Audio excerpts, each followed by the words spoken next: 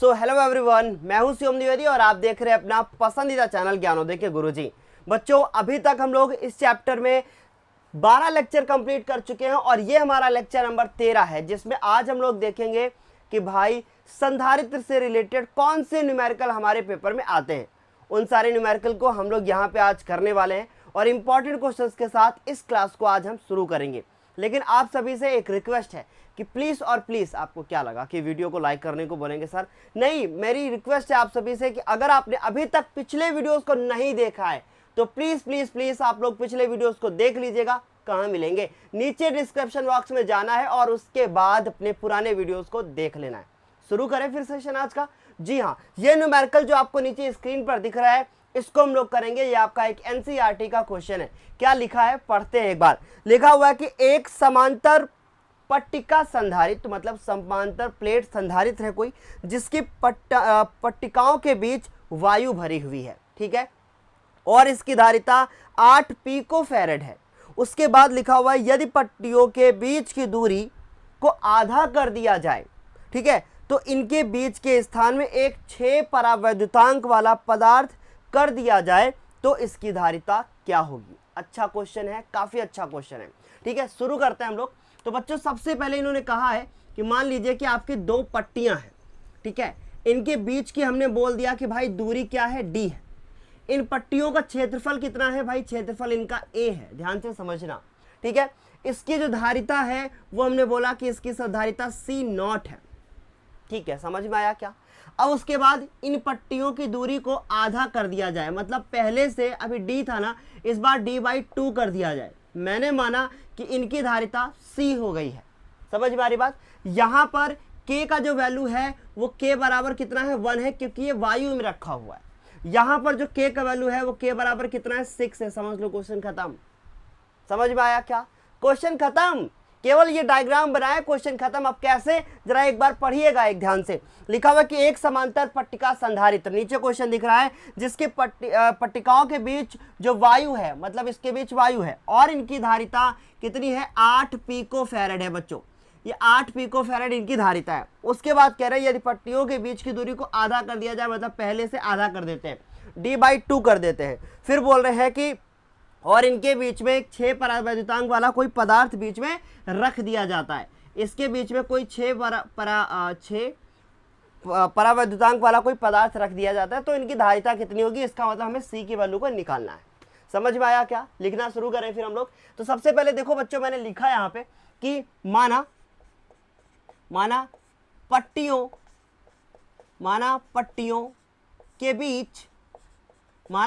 के बीच 6 परावैद्युतांक वाला पदार्थ रखने के बाद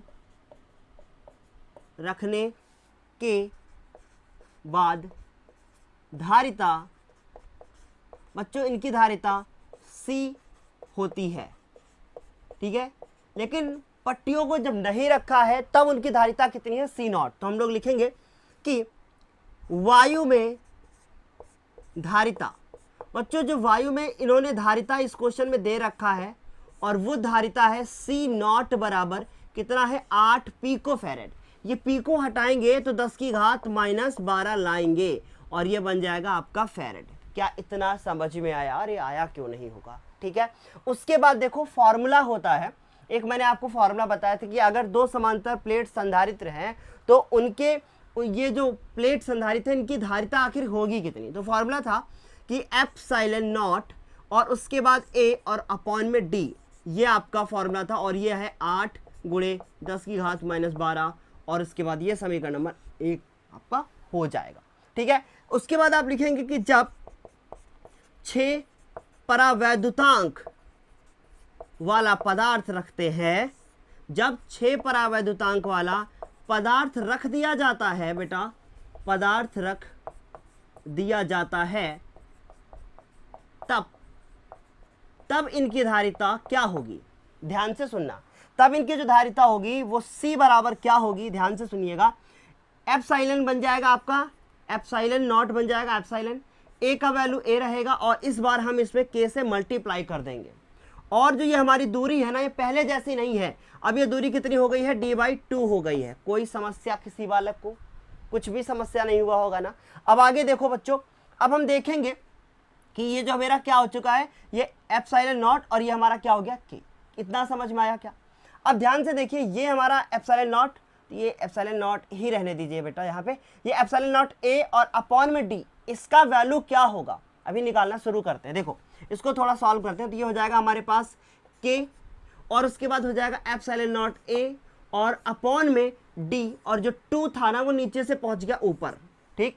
और इसको हम लोग बोलते क्या है, ये तो मेरा c नॉट है।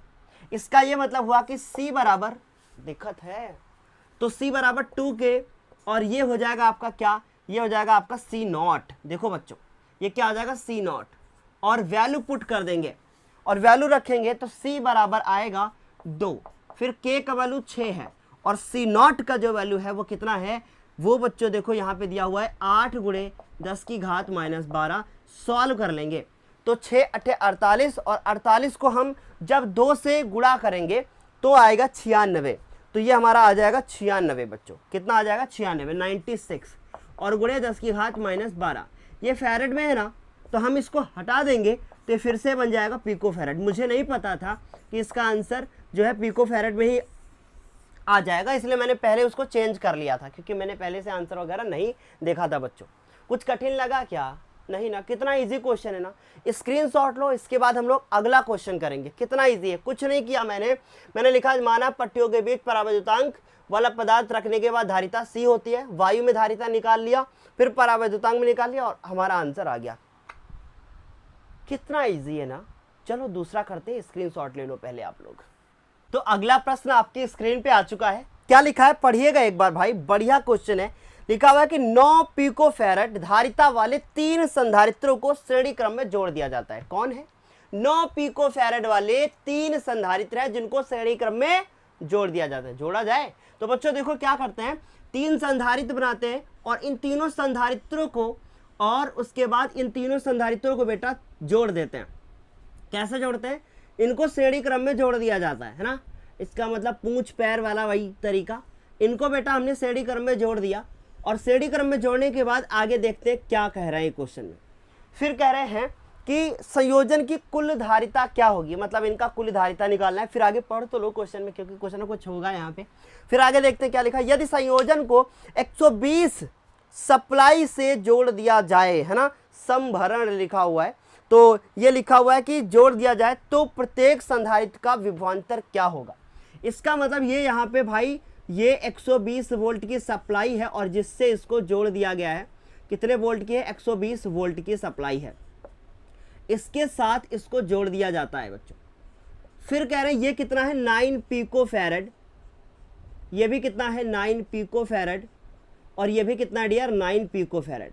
ओके डन, समझ में आएगा इतना। अभी आगे क्या करते हैं, हल करना शुरू करते हैं। हम लोग यहाँ लिखेंगे हल, और अच्छे से समझना बेटा, ठीक।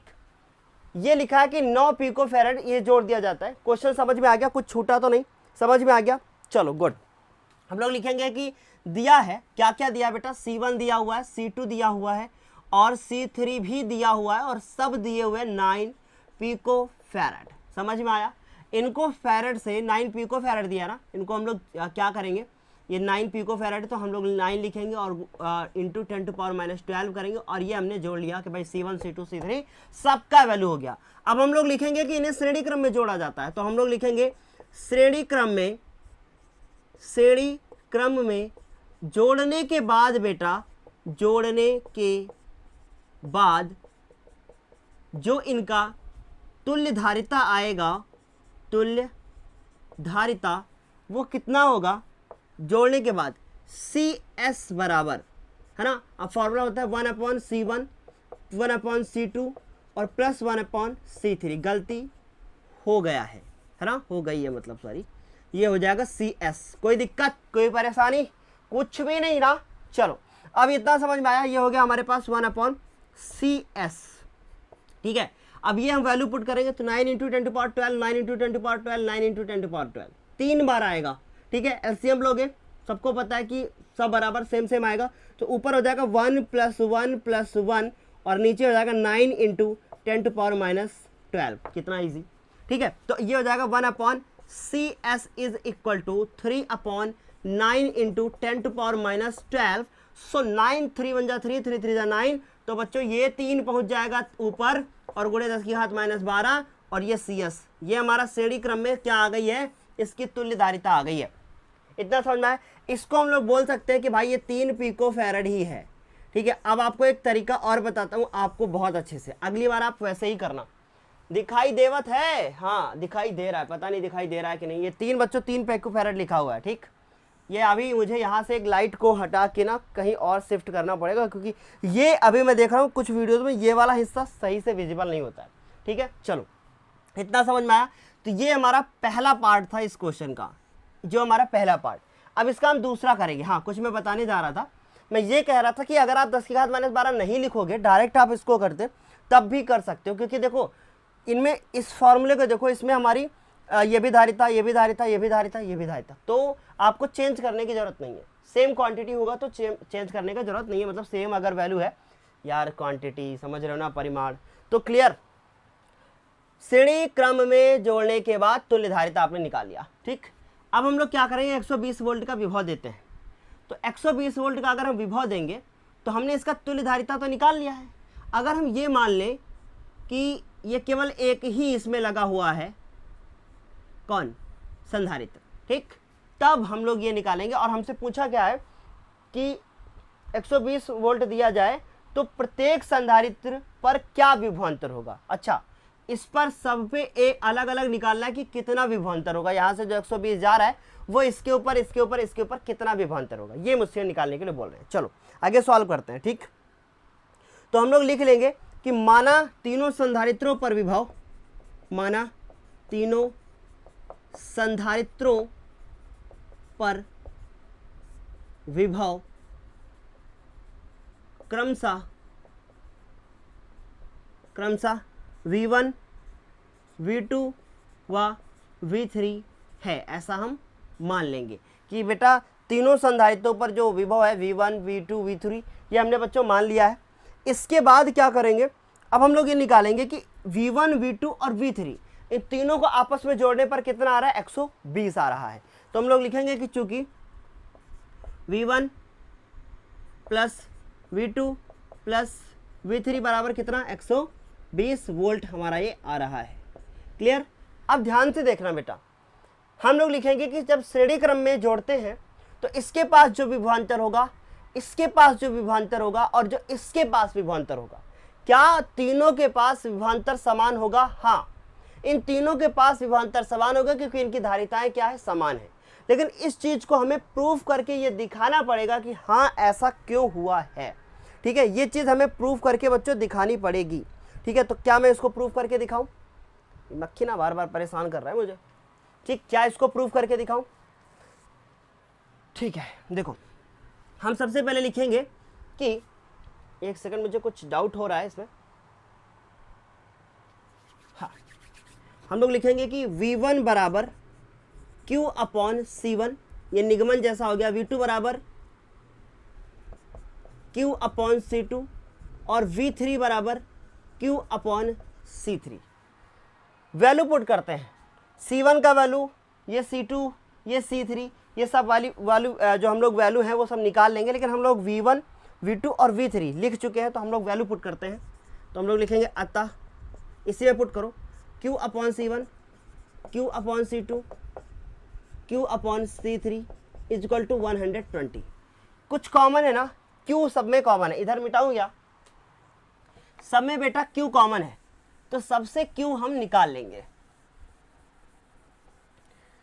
कमेंट करके बताना आप लोग कि जो मैं अभी आप लोगों को क्लास दे रहा हूँ क्या समझ में आ रहा है कि नहीं आ रहा है, हाँ, या फिर ऊपर से जा रहा है। और जो अदर प्लेस हैं जहाँ से आप लोग इससे पहले पढ़ते थे या जो भी, वहाँ से और जो मैं अभी कर रहा हूँ, कुछ आपको इम्प्रूवमेंट दिख रहा है कि नहीं। 1/C1, 1/C2 + 1/C3, ठीक। और इज इक्वल टू द 120। इसको हम लोग क्या बोलते हैं 1/CS, है ना। तो ये Q अपॉन ये CS हो जाएगा, श्रेणी क्रम में जोड़ा हम लोगों ने भाई, ये पूरा जुड़ के ना 1/CS आएगा, गुणा कर लेंगे, और ये 120। CS की वैल्यू अभी हम लोगों ने निकाल ही लिया था, कितना आया था, और CS जाके उधर मल्टीप्लाई हो जाएगा, तो 120 गुणे 3 गुणे 10 की घात -12। अब डायरेक्ट आप इसमें 3 नहीं लिखोगे क्योंकि वो पिको फैरेड में था, ठीक। तो ये हो जाएगा 360 और उसके बाद गुणे 10 की घात -12। ये तो मैंने निकाल लिया कि प्रत्येक संधारित्र पर आवेश कितना होगा, हम लोगों ने इतना निकाल लिया कि प्रत्येक संधारित्र पर आवेश कितना होगा। तो फिर हम लोग लिखेंगे अतः Q upon V is equal to C formula होता है, तो Q upon C is equal to V ये होता है। तो Q का वैल्यू ये दिया हुआ है, Q का वैल्यू 360 गुणे 10 की घात -12, C का वैल्यू 3 गुणे बेटा दिया हुआ है ना, C का वैल्यू अलग तो नहीं है कुछ, आप लोग सोचो कि क्या कर दिया सर ने। एक संधारित्र पर निकाल रहे हैं ना हम लोग, एक संधारित्र पर, तो 9 गुणे 10 की घात -12 और विभव निकालना है मुझे। 9 एकम 9, 9 चौको 36, 40 आएगा और ये कट जाएगा, तो V बराबर कितना आएगा 40 आएगा, ठीक है 40 वोल्ट। ये नहीं समझ में आया तो फिर से बताता हूँ, यहाँ लिख लोगे अतः एक संधारित्र पर विभव Q upon C is equal to V। समझ में आया। तो ये एक संधारित्र पर ये हमारी धारिता है। अगर आपको समस्या हो रही हो तो आप ऐसे करके कर लेते हो ना, ऐसे ये V1 आपने निकाल लिया, ठीक। इसी तरीके से V2, V3, V4, अब V4 कहाँ निकालोगे, V3 निकाल लोगे, ठीक। तो आप लिख दोगे कि अतः तीनों संधारित्रों पर विभव की मात्रा क्या होगी, समान होगी। चलो जल्दी से स्क्रीनशॉट ले लो एक बार फिर। तो अगला प्रश्न भी आपको स्क्रीन पे यहाँ पे दिखाई दे गया होगा, चलिए पढ़ते एक बार क्या लिखा हुआ है। लिखा है कि पट्टिकाओं के बीच वायु वाले एक समांतर पट्टिका संधारित्र की प्रत्येक पट्टिका का क्षेत्रफल 6 गुणे 10 की घात -3 मीटर स्क्वायर है। मतलब कि कोई भी दो पट्टियां हैं और इन पट्टियों में चाहो तो मैं यही भी बना सकता हूँ। आज का तीसरा क्वेश्चन है हमारा, कह रहे दो पट्टियां हैं ऐसे, और इन प्रत्येक पट्टियों का क्षेत्रफल आपको दे दिया गया है कि A बराबर कितना दिया गया डियर, दिया गया है कि 6 गुणे 10 की घात -3 मीटर स्क्वायर, ये दे दिया गया पट्टियों का क्षेत्रफल। कह रहे हैं इनके बीच की जो दूरी है ना वो 3 मिलीमीटर है। इसका मतलब यहाँ से लेकर यहाँ तक 3 मिलीमीटर की दूरी है। तो मैं इनके बीच की दूरी को लिख लेता हूँ 3 मिलीमीटर। तो बेटा मिलीमीटर से मेरा काम चलेगा नहीं, मुझे इसको मीटर में बदलना पड़ेगा। तो हम लोग एक चीज़ जानते हैं कि भाई 1 millimetre is equal to the 1 upon, है ना, 1 अपॉन, भाई सबको पता है कि 1 अपॉन 1000 मीटर होता है। तो इसका मतलब 10 की घात -3 मीटर आएगा। तो हम यहाँ लिख देंगे, इसको लिख देंगे 3 गुणे 10 की घात -3 और ये बन जाएगा आपका मीटर, ठीक है। फिर आगे लिखा कि संधारित्र की धारिता को परिकलित कीजिए। मतलब वायु में रखा है तो संधारित्र की धारिता, इसका मतलब C0 का वैल्यू मुझसे पूछा जा रहा है। उसके बाद कह रहे हैं इस संधारित्र को अगर 120 वोल्ट के समभरण से जोड़ दिया जाए, मतलब किसी एक सप्लाई से जोड़ दिया जाए 120 वोल्ट की, तो हमसे पूछा गया है तब बताइए कि संधारित्र पर कितना आवेश होगा। तो इसका मतलब ये दो चीज़ें हमसे यहाँ पर पूछ लिया। मेरे एक बालक बालिकाओं, आप लोग मुझे बताओ कि क्या इस क्वेश्चन में आपको समस्या होगा, नहीं होगा ना समस्या। तो हम लोग क्या करेंगे, इसको हल करेंगे, ठीक है। और ये सब हमको दिया था, ठीक है, ये सब हमको दिया था और अभी मुझको हल करना है बेटा, हल करना है। तो हम लोगों को सबसे पहले तो ये निकालना है, दो समांतर प्लेट संधारित्र हैं। तो हम लोग लिखेंगे कि पट्टियों के बीच की धारिता, तो पट्टियों के बीच की धारिता, तो बच्चों पट्टियों के बीच की धारिता, इसका मतलब C0 बराबर ε0 और A और उसके बाद ये D। ये तब होगा जब वायु में रखा होगा तब, ठीक। वैल्यू पुट करते हैं और इसको हम लोग बच्चों सॉल्व करते हैं, ठीक। किसी को समस्या तो नहीं होगा। ε0 की वैल्यू 8.85 और गुणे 10 की घात जो आपकी होती है वो कितना होता है -12, और इसका वैल्यू दिया हुआ है A का 6 गुणे 10 की घात -3 और डिवाइडेड बाई D का वैल्यू जो है वो कितना दिया है 3 गुणे 10 की घात -3 और ये हमारा C0। यहाँ हल करते हैं हम लोग, ठीक। फिर आगे हम लोग इसको बच्चों जब हल करेंगे तो अच्छे से देखना बच्चों, ये इससे पूरा पूरा कैंसिल आउट हो जाएगा, ठीक। अब मेरे पास बचेगा ये, फिर ये, तो 3 एकम 3 और 3 दूना कितना हो जाएगा 6। अब इसको इससे गुणा कर लीजिए, तो 2 पंचे 10, 0 आएगा, ठीक है। हासिल 1 हुआ, 2 अट्ठे 16 के 6, ठीक है। हासिल फिर से 1 जोड़ दिया, 17 हो गया, मतलब 7 हो जाएगा। उसके बाद फिर 2 अट्ठे 16 और 1 हासिल हो गया 17, तो ये हो जाएगा। और दशमलव 2 अंकों बाद लग जाएगा और गुणे 10 की घात माइनस का 12 हो जाएगा, ठीक। तो ये आपका निकल गया क्या, धारिता। समझ में आया। अब इसको आप उस तरफ ले जाओ, जब आप उसको उस तरफ ले जाओगे तो मतलब घड़ी की दिशा में ले जाओगे तो पावर माइनस में हो जाएगा। इसका मतलब 1.77 गुणे 10 की घात माइनस 12 था ना, अब कितना हो जाएगा 13, मतलब 1 और माइनस हो गया। तो 12 छोटा होता है कि बड़ा होता है? बड़ा होता है ना 13 से, 12 बड़ा होता है 13 से अगर माइनस लगा हो, समझ गए ना। तो -12 -1 -13 इसका उत्तर आ जाएगा। बताइए कि क्या इतना समझ में आया आप लोगों को? हाँ ठीक है, इतना कर सकते हो। या करके आप इसको लिख सकते हो कि हाँ 17 इसको 17.17 इसको रहने दीजिए, ये आपका फैरेड हो गया। या करके आप इसको लिख सकते हो C0 बराबर, इसको लगभग आप 18 मान सकते हो, 18 पिको फैरेड लगभग आप मान सकते हो। और इसके बाद ये हमारा पिको फैरेड हो जाएगा, ठीक। ये तो हमारा फर्स्ट पार्ट था जो मैंने अभी हल किया। सेकंड पार्ट था कि अगर इसमें क्या कर दिया जाए, 120 वोल्ट का वोल्ट दिया जाए तो इसके बीच में आवेश कितना होगा। तो हम लोग जानते हैं अतः, तो हम लोग लिखेंगे 120 वोल्ट की सप्लाई देने पर, 120 वोल्ट की सप्लाई देने पर बच्चों, आज मैंने थोड़ा सा फ़ैन चलाया था, ठीक है, क्योंकि गर्मी बहुत ज़्यादा थी तो इस वजह से मुझे आज फ़ैन चलाना पड़ा। तो 120 वोल्ट की सप्लाई देने पर जो मेरा आवेश उत्पन्न होगा वो होगा C0 V0, है ना, V हो जाएगा, बस इतना लिखो। तो C0 का वैल्यू निकालिए बच्चों लगभग 18 और V का वैल्यू निकालिए 120, गुणा कर लोगे आप लोग। आहा 120 18 नहीं लिखोगे, गलत हो जाएगा क्योंकि वो पिको फैरेड में था ना। तो हम लोग इसको लिखेंगे, तो 1.77 गुणे 10 की घात माइनस का 13 और इसका वैल्यू 120, गुणा कर लोगे आप लोग। अब आप लोग इसको गुणा कर लेना और गुणा करने के बाद जो आपका आंसर आ जाए बस आपको वही चीज़ लिख देनी है, ठीक। क्लियर हुआ इतना?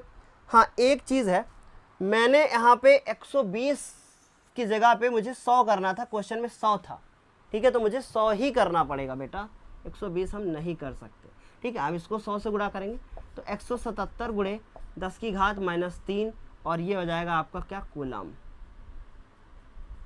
ये हमारा आंसर आ जाएगा, ठीक। समझ गए आप लोग कि नहीं समझ गए? मुझे नहीं लगता कि किसी भी बालक को इसमें समस्या होगा, ठीक है। 3 नहीं बेटा 13 है, बस इतना ही आप इसको छोड़ दीजिए, आपका करेक्ट आंसर हो जाएगा। समझ में आ गया इतना? ये कूलाम चाहो तो आप इसको और अच्छे से कर सकते हो कि हाँ भाई डेसिमल यहाँ है, इसको आप यहाँ लेके आओ, फिर उसके बाद सॉल्व करो, तो उससे कोई मतलब नहीं है, बिल्कुल करेक्ट आंसर आपका इतना हो जाएगा, ठीक। समझ गए आप लोग? चलो बहुत बढ़िया, इतना क्लियर, गुड। ये हमारा इतना आंसर आ गया 100 से गुणा करने के बाद। अब हम लोग क्या करेंगे, अगला क्वेश्चन करेंगे, लेकिन उससे पहले आपको इसका स्क्रीनशॉट लेना पड़ेगा। चलो आप लोग इसका स्क्रीनशॉट ले लो, अगला क्वेश्चन करते हैं। तो अगला प्रश्न भाई आपको स्क्रीन पे यहाँ पे दिखाई दे गया होगा, क्या लिखा है एक बार देखना।